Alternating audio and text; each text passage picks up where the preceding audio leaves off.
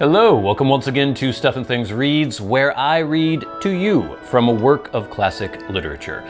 We will continue onward today with The Stranger by Camus, Chapter 6. I had a hard time waking up on Sunday, and Marie had to call me and shake me. We didn't eat anything because we wanted to get to the beach early. I felt completely drained and I had a slight headache. My cigarette tasted bitter. Marie made fun of me because, she said, I had on a funeral face. She had put on a white linen dress and let her hair down. I told her she was beautiful, and she laughed with delight. On our way downstairs, we knocked on Raymond's door. He told us he'd be right down. Once out in the street, because I was so tired, and also because we hadn't opened the blinds, the day, already bright with sun, hit me like a slap in the face. Marie was jumping with joy and kept on saying what a beautiful day it was. I felt a little better, and I noticed that I was hungry. I told Marie, who pointed to her oilcloth bag where she'd put our bathing suits and a towel. I just had to wait, and then we heard Raymond shutting his door. He had on blue trousers and a white short-sleeved shirt, but he'd put on a straw hat, which made Marie laugh, and his forearms were all white under their black hairs. I found it a little repulsive. He was whistling as he came down the stairs, and he seemed very cheerful. He said, "Good morning, old man," to me, and called Marie Mademoiselle. The day before, we'd gone to the police station and I'd testified that the girl had cheated on Raymond. He'd gotten off with a warning. They didn't check out my statement. Outside the front door, we talked about it with Raymond, and then we decided to take the bus. The beach wasn't very far, but we'd get there sooner that way. Raymond thought his friend would be glad to see us get there early.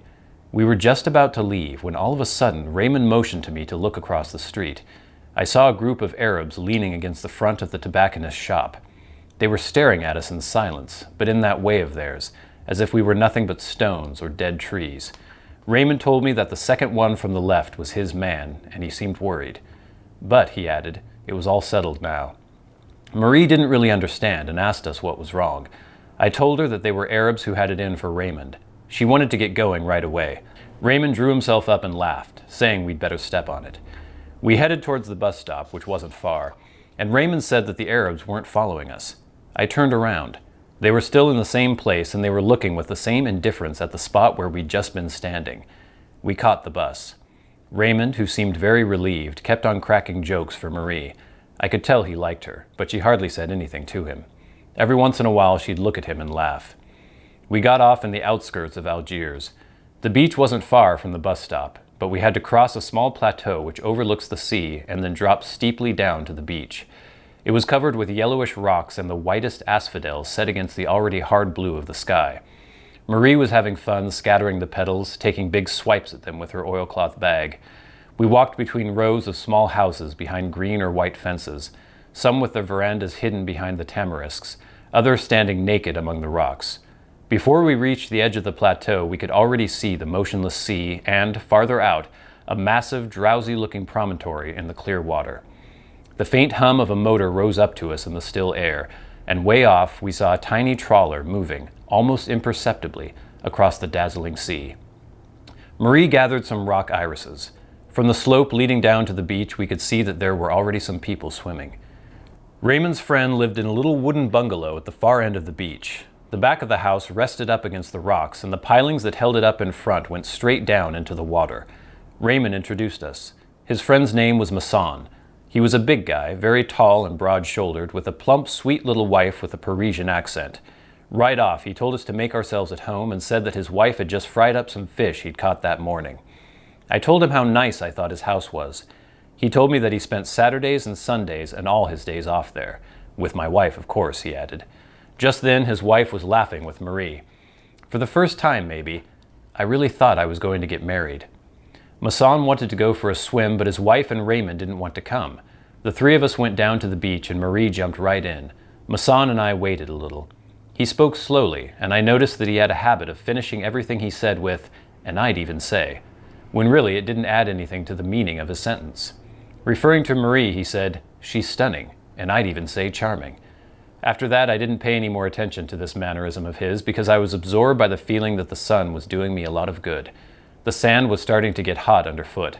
I held back the urge to get into the water a minute longer. But finally I said to Masson, "Shall we?"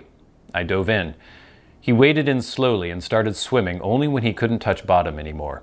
He did the breaststroke, and not too well either. So I left him and joined Marie. The water was cold, and I was glad to be swimming. Together again, Marie and I swam out a ways, and we felt a closeness as we moved in unison, and were happy. Out in deeper water, we floated on our backs, and the sun on my upturned face was drying the last of the water trickling into my mouth.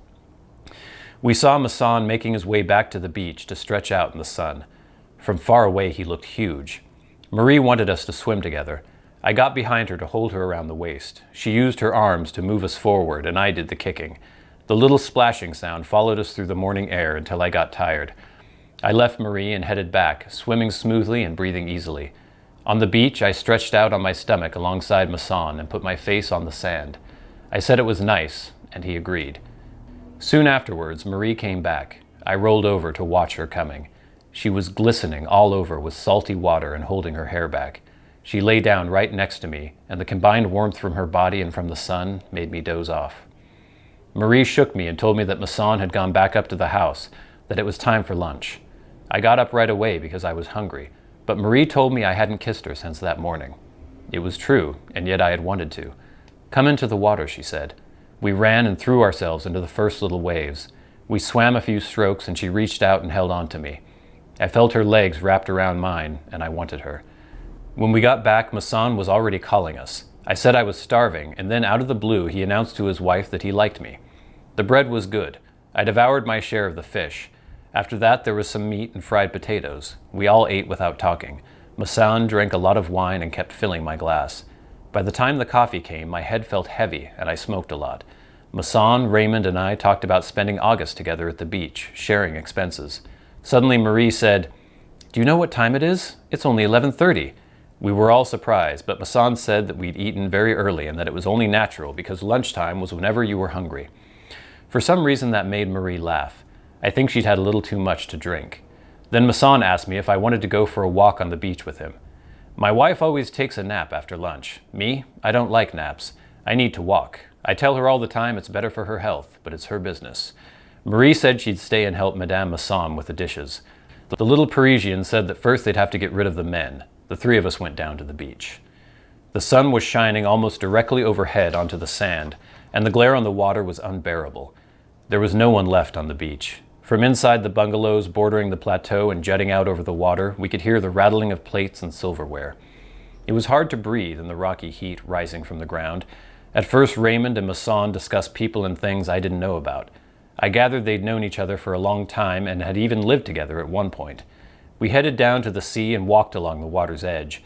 Now and then a little wave would come up higher than the others and wet our canvas shoes. I wasn't thinking about anything because I was half asleep from the sun beating down on my bare head.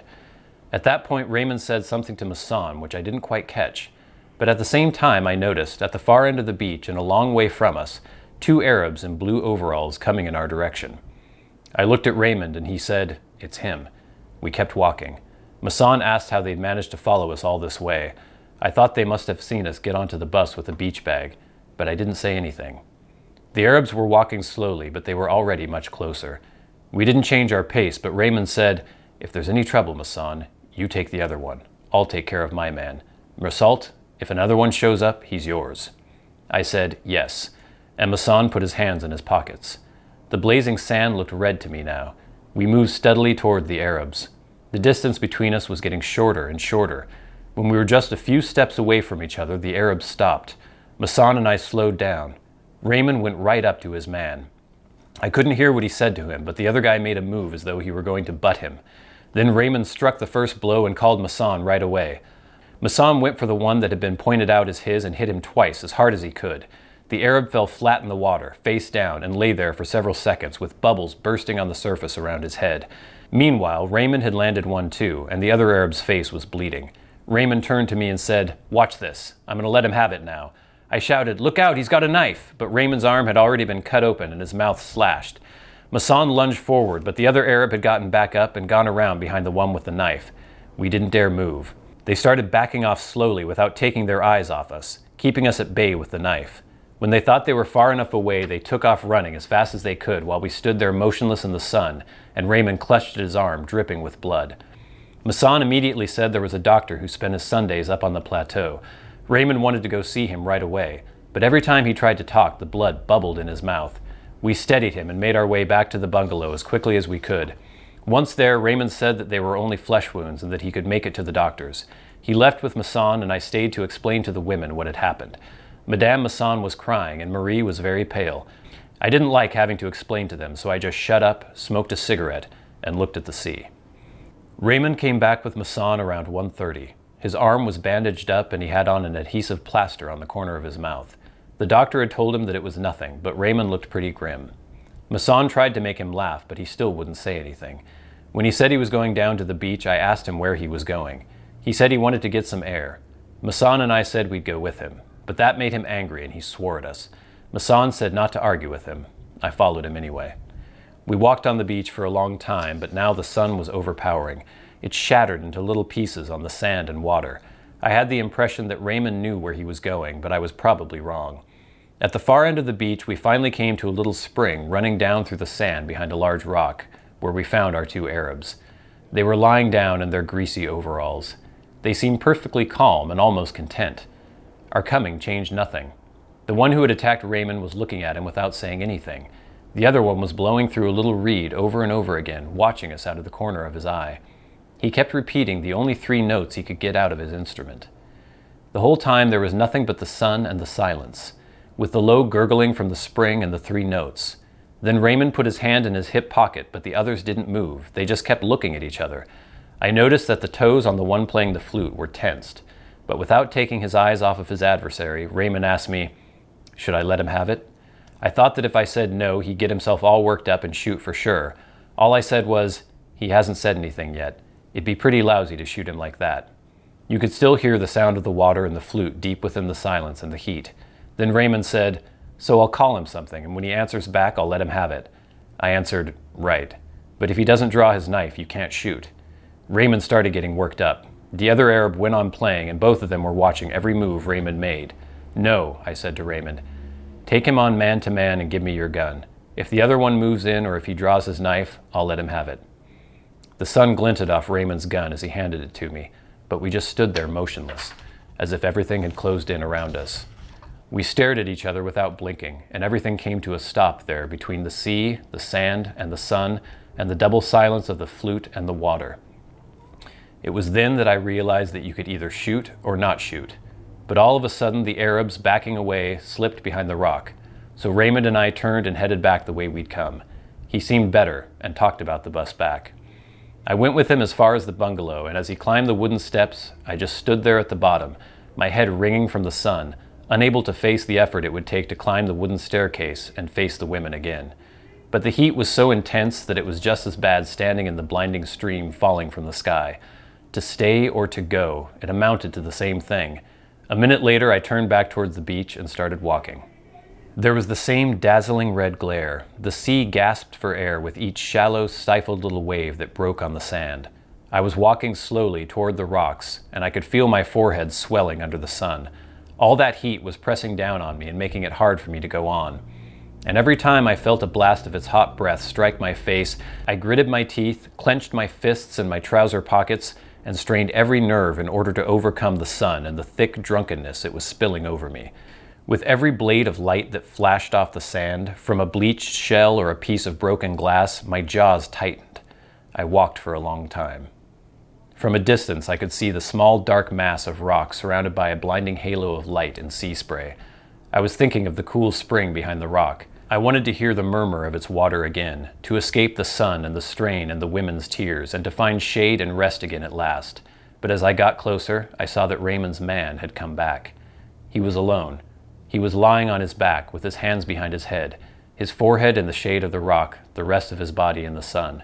His blue overalls seemed to be steaming in the heat. I was a little surprised. As far as I was concerned, the whole thing was over, and I'd gone there without even thinking about it. As soon as he saw me, he sat up a little and put his hand in his pocket. Naturally, I gripped Raymond's gun inside my jacket. Then he lay back again, but without taking his hand out of his pocket. I was pretty far away from him, about 10 meters or so. I could tell he was glancing at me now and then through half-closed eyes, but most of the time he was just a form shimmering before my eyes in the fiery air. The sound of the waves was even lazier, more drawn out than at noon. It was the same sun, the same light still shining on the same sand as before. For 2 hours the day had stood still. For 2 hours it had been anchored in a sea of molten lead. On the horizon, a tiny streamer went by, and I made out the black dot from the corner of my eye because I hadn't stopped watching the Arab. It occurred to me that all I had to do was turn around and that would be the end of it. But the whole beach, throbbing in the sun, was pressing on my back. I took a few steps toward the spring. The Arab didn't move. Besides, he was still pretty far away. Maybe it was the shadows on his face, but it looked like he was laughing. I waited. The sun was starting to burn my cheeks, and I could feel drops of sweat gathering in my eyebrows. The sun was the same as it had been the day I'd buried Mammon, and like then, my forehead especially was hurting me, all the veins in it throbbing under the skin. It was this burning, which I couldn't stand anymore, that made me move forward. I knew that it was stupid, that I wouldn't get the sun off me by stepping forward, but I took a step, one step forward. And this time, without getting up, the Arab drew his knife and held it up to me in the sun. The light shot off the steel, and it was like a long flashing blade cutting at my forehead. At the same instant, the sweat in my eyebrows dripped from over my eyelids all at once and covered them with a warm, thick film. My eyes were blinded behind the curtain of tears and salt. All I could feel were the symbols of sunlight crashing on my forehead and, indistinctly, the dazzling spear flying up from the knife in front of me. The scorching blade slashed at my eyelashes and stabbed at my stinging eyes. That's when everything began to reel. The sea carried up a thick, fiery breath. It seemed to me as if the sky split open from one end to the other to rain down fire. My whole being tensed, and I squeezed my hand around the revolver. The trigger gave. I felt the smooth underside of the butt, and there, in the noise, sharp and deafening at the same time, is where it all started. I shook off the sweat and sun. I knew that I had shattered the harmony of the day, the exceptional silence of a beach where I'd been happy.